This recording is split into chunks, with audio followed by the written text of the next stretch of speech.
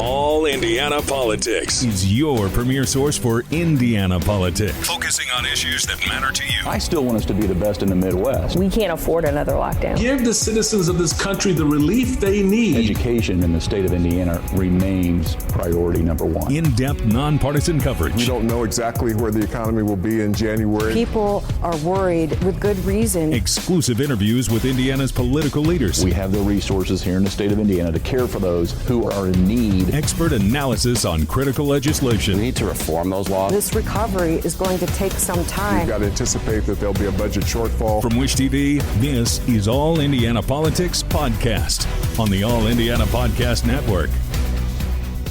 Good Sunday morning. Welcome to another edition of All Indiana Politics. I'm Phil Sanchez. A huge announcement for the 2024 Senate race. Jim Banks says he will leave the U.S. House to run for the Senate. He's angling for the seat Mike Braun is vacating to run for governor. Banks talked to our government reporter, Garrett Berquist.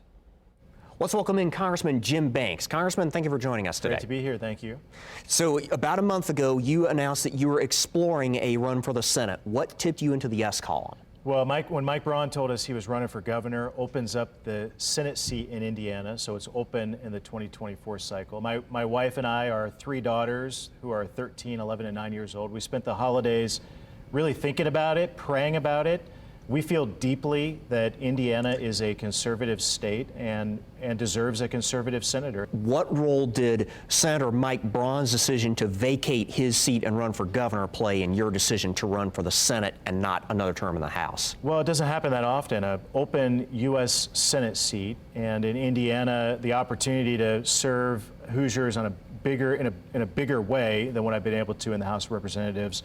It's just an opportunity that at the end of the day, I couldn't pass up, especially because the last 6 years serving in the House, so many frustrating examples of watching what's going on in the Senate and just not seeing a fight, a big enough fight against big spending, a big enough fight to restore America's military and confront the China threat, a fight against wokeism and the cancel culture.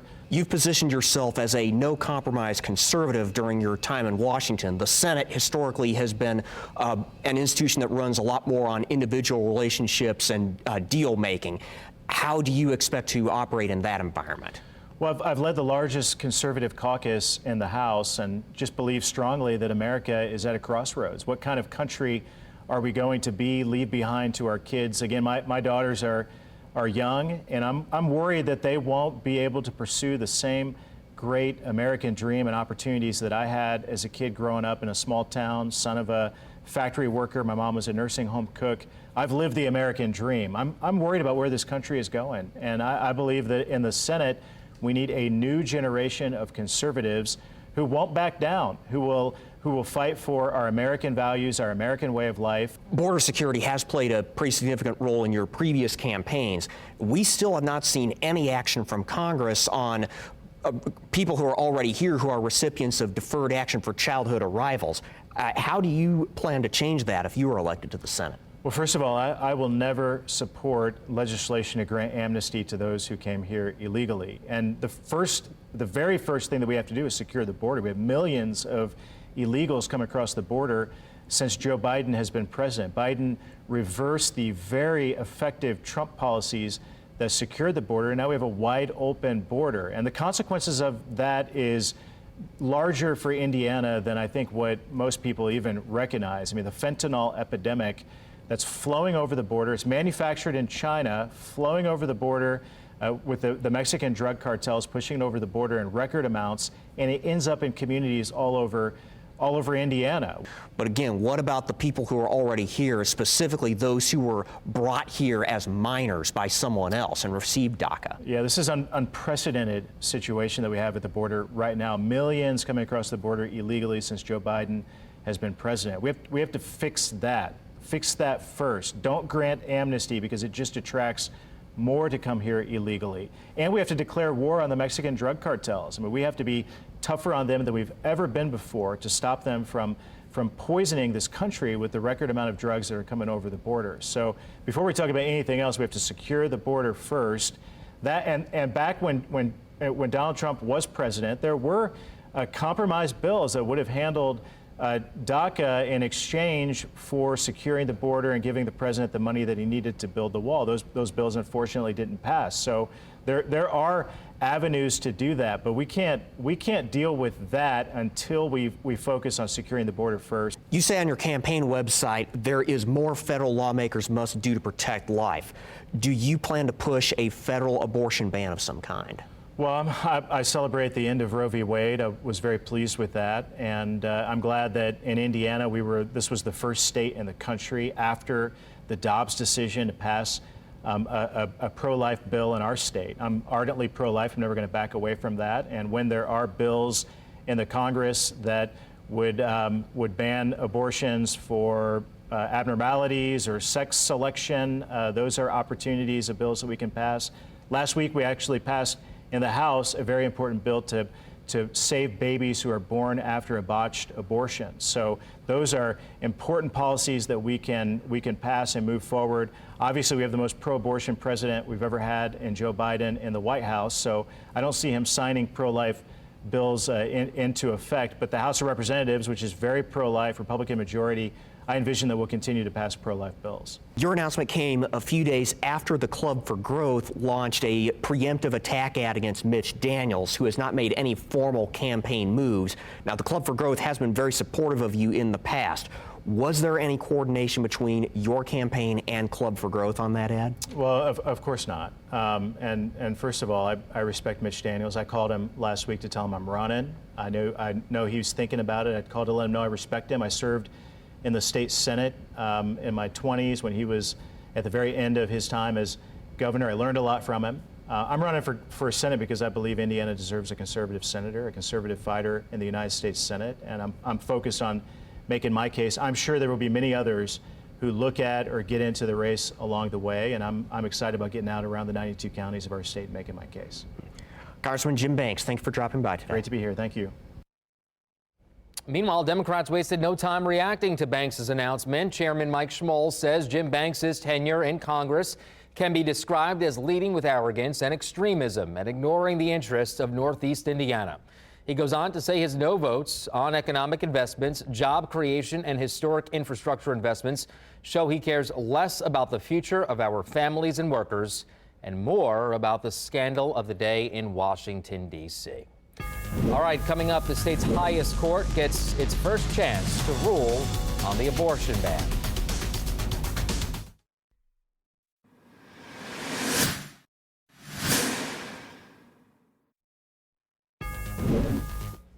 All right, welcome back to All Indiana Politics. On this Sunday, 5 judges will decide whether an order blocking Indiana's abortion ban will remain in place.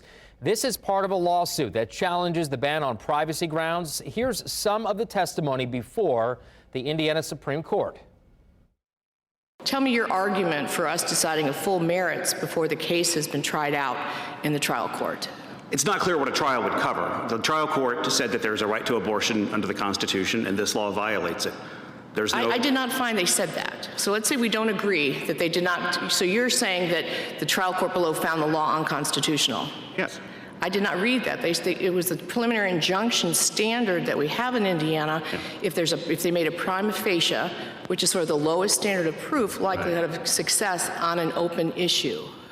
It's not clear what legal standard would even apply on a trial. I don't know what proof we would bring forward. The trial court's view is that there's a right to abortion. This law says abortion can't exist. So we ignore all our jurisprudence with regard to the lens that we look at a case that comes up to us, not on a full merits, but on a preliminary injunction. You want us to review that case law? Well, the principal inquiry under a preliminary injunction is likelihood of success on the merits. Our position is that there's no likelihood of success on the merits because there's no right to abortion in Indiana. If we are would you agree with me that that's an issue of first impression?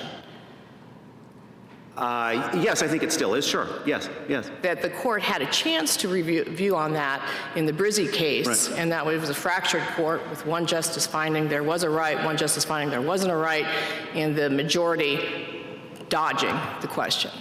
Yes, assumed the right to exist, right. Yes, and then assumed a standard. But there's no reason to understand what that standard would be. What would we be having a trial over? Let's talk about the merits briefly. Is it the state's view that the state constitution protects no unenumerated rights? Well, I think I think what the court would have to do, as far as Article 1, Section 1 goes, we don't think that there is a judicially enforceable right there. More broadly, if the court is asking a question, for example, under Article 1, Section 23, about whether a statute draws a lawful distinction, it always has to ask the question about the police power. Is this a proper and appropriate, a lawful use of the police power? So I think there are vehicles for asking those same questions. So is it the state's position that Article 1, Section 1, which largely lifts language straight from the Declaration of Independence, is not in any way or under any circumstances judicially enforceable? Not on its own, and I think that this court has used it in some circumstances to, for example, aid in statutory interpretation, as it did in the Lawrence case. That's perfectly appropriate. Trying to discern whether there are standalone rights within life, liberty, pursuit of happiness, I think is not something that the judiciary is in a position to do. This court has on multiple occasions embraced original public meaning as a way of interpreting the Constitution. Would we not have to abandon that? Not at all. In order to rule in your favor? Not at all. Again, what is the core value? What is the core value in Article 1? What did Chief Justice Shepard say the founders thought? The founders thought that liberty meant the ability to manage one's own life except in those areas yielded to the body politic. That's exactly what Justice Perkins said in Beebe and Herman. Justice Perkins, the only justice of this court who served both before and after the 1851 Constitution. That is liberty, and we have to apply that today. As I said, in 1893, we applied it to deal with a woman becoming an attorney. Today, we deal with it in terms of women being able to What else does it mean? I'm sorry? What else does it mean? Does it mean the right, for example, to use illicit drugs because it's my body and I'm in a position I have self-determination? Does it include the right to physician-assisted suicide? I mean, what other rights fall within the broad right that you're asking us to embrace? Well, this court has put limiting principles on its analysis. The first thing, obviously, is there has to be a material, not a slight burden. And even if there is a material burden, this court has noted that that burden can exist if to effectuate that interest would, in essence, create an individualized harm analogous to tort. If you have assisted suicide from a third party, that's a tort. The third party is committing a tort. If you are talking about things like drug use or wearing a seatbelt, you're talking about a much more de minimis impact on one's ability to have one's own identity. Does that mean, in your view, that there was no right to abortion under Article 1, Section 1 in 1851? I don't know. I mean, obviously, we don't know from looking at that. Again, I think the better analogy is what would the founders have said if there was another law burdening reproduction? Hoosier women cannot have more than 2 children. Again, I don't know what they would say, but I would have to think that someone would have said, you know, if given their thoughts and expressions on liberty, that would seem to clearly violate a liberty interest. And if that clearly violates a liberty interest, then bringing us up to the modern day, we're talking about the same liberty interest with regard to abortion.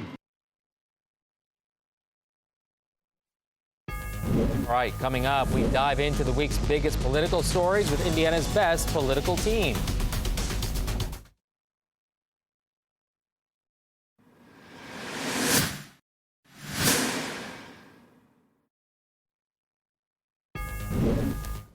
All right, welcome back to All Indiana Politics as we welcome back 2 members of Indiana's best political team, Democrat Kip Two and Republican Allie Bartlett. Good to see you both. Lots to get to this week. So we begin with the biggest story of the week. Jim Banks launching a Senate bid. Allie, Banks has a strong donor network, as you very well know, and a lot of support from the party's conservative wing. Does this clear the Republican bench, in your opinion? I don't know about that because we haven't really been able to see yet what the Republican bench is. You know, there's been a lot of speculation about whether or not Mitch Daniels will run. Victoria Sparks also put out a statement that she was considering the run. I'm not sure that it necessarily clears the bench, but I do think that it's going to have an impact on how the race will come out because, as you said, Jim Banks has deep-rooted support within the party. Kip, to that point, Banks is unlikely to make any unforced mistakes on the campaign trail. So how do Democrats counter him, first in the primary and then potentially in the general election? Well, first of all, I liked your analogy about clearing the bench, because I think what you're going to have here is a bench clearing brawl inside the Republican Party. And the potential certainly exists. Clumsy Golf did last week attacking Mitch Daniels, the former governor and former president of Purdue, who was making a lot of noise, and his friends were making a lot of noise about him getting in. I anticipate that it's pretty likely that we're going to have a one battle between Jim Banks and Mitch Daniels, and it's going to be a fight for the soul of the Republican Party. Mitch Daniels represents the establishment, the traditional conservative portion of the party, whereas Jim Banks represents the MAGA portion of the Republican Party, and we're going to see which one succeeds in 2024 for the U.S. Senate. Okay, yeah, we'll see what happens there. Other news that we want to get to today is the Indiana Supreme Court, as you very well know, deciding whether to uphold a lower court's order that blocks Indiana's abortion ban on privacy grounds. Kip, we'll go back to you on this one. The ACLU basing its argument, as you know, on language in the state constitution involving life, liberty, and the pursuit of happiness. Isn't this a pretty broad statement to use when it comes to specific rights such as access to abortion services? Yeah, there was some skepticism by Chief Justice Loretta Rush with regard to using that portion of the Supreme Court of the Indiana Constitution. I will say it was pretty interesting to me, though, that the attorney for the state of Indiana had to admit that a total restriction, a total ban on abortion probably violates Indiana Constitution. We didn't get as much information from him or the court with regard to what that means, but what it means to me is there is a constitutional right to abortion in state statute, in the state's constitution that was admitted to there, and we're going to wait and see what happens with the court. Allie, your thoughts on what happened this week? Yeah, sorry, it was a little hard for me to hear there, but I think I heard Kip say that there was some sort of admission about there being a right to abortion under the Indiana Constitution, which was not stated by Fisher at all, the state's attorney. Actually, quite the opposite. It's that there's a question as to whether or not this would fall under a right to privacy that exists under the state's constitution, and whether or not, procedurally now is the time for the Supreme Court to look at that question. I don't think there's really anything out there that's telling us that there's an explicit right to an abortion under the state constitution, and that's what we're looking for a decision from the Supreme Court. Okay, and we'll wait on that. Hey, I also want to get to some legislative topics this week as well. Several bills in the General Assembly, guys, focus on transgender students in particular. There's a bill to forbid teachers from using pronouns that differ from the gender on a child's birth certificate. There's also another one to require schools to inform parents if a student tries to use a different bathroom or locker room. Allie, why go in this direction? I think the reason to go in this direction and the goal of filing legislation like this, number one, this is going to be debated. There's going to be changes. We don't know what the final outcome will be. I think the goal here is to really just set the tone for moving forward and to eliminate uncertainty, especially in the classroom and for teachers and administrators as to what they're supposed to do. I know personally educators within my family who have been pressed on both sides of this issue, who have no idea what the appropriate way to respond to something like this is. And especially when we're talking about children, this is a whole different issue than adults. Adults have, the ability to think through these things. They have the ability to decide how they want to be seen or how they want to live the rest of their lives. Children are who they are, and they're trying to eliminate any confusion going forward about how these situations should be handled. Kip, were you surprised that Republicans are focusing on this? No, I'm not surprised, unfortunately. And I think Allie just had a word salad because he doesn't know what to say about it. And let me be blunt. Republicans are trying to distract us from what's really important in the state. This issue is not on the top 20 list of things we ought to be worried about in the state of Indiana. It's not on a list of top 50, but it's something easy that people can beat up on some of the most vulnerable people in the state of Indiana. And I think that it ought to stop. I know it's not going to stop, but I think it ought to stop. We ought to be worried about a lot of different things than this. Okay, Allie, I see you reacting. Go ahead. I'm happy to clarify any of my points. I don't think there was any sort of word salad or confusion there. I think, number one, this is not a priority item on either the House or Senate agendas, by the way. This is not a distraction from anything. It's something that's real and that exists. And I have personal experience, like I said, with educators in my families that have questions about how they're supposed to handle these things. Kids do not have the ability to make these decisions yet, and that's why we're focusing on it, although it's not a priority. There's been legislation filed, that's it. Okay, Kip, 30 seconds left. I'll let you have the last word. Well, I think at least 7 bills in the House that are focusing on this. I haven't even looked at how many are in the Senate. So if it's not an important component, I hope you're right, Allie. I hope we don't discuss it. I hope it doesn't get a hearing, but I think you're wrong. All right. Well, you know what? We're having a little hard time hearing you, Kip. I appreciate the conversation, one that we will continue to have, obviously, throughout the next couple of months. Good to see you both. Thank you so much. We'll be right back. Thanks.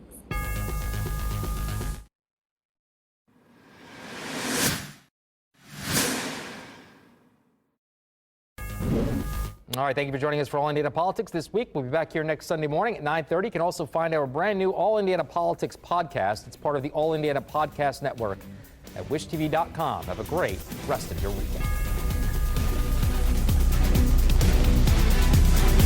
From Wish TV, this is All Indiana Politics Podcast on the All Indiana Podcast Network. Watch All Indiana Politics live Sunday mornings at 9:30 on Wish TV and at wishtv.com. Subscribe to this podcast and listen weekly here on the All Indiana Podcast Network. And be sure to discover even more great podcasts at allindianapodcastnetwork.com.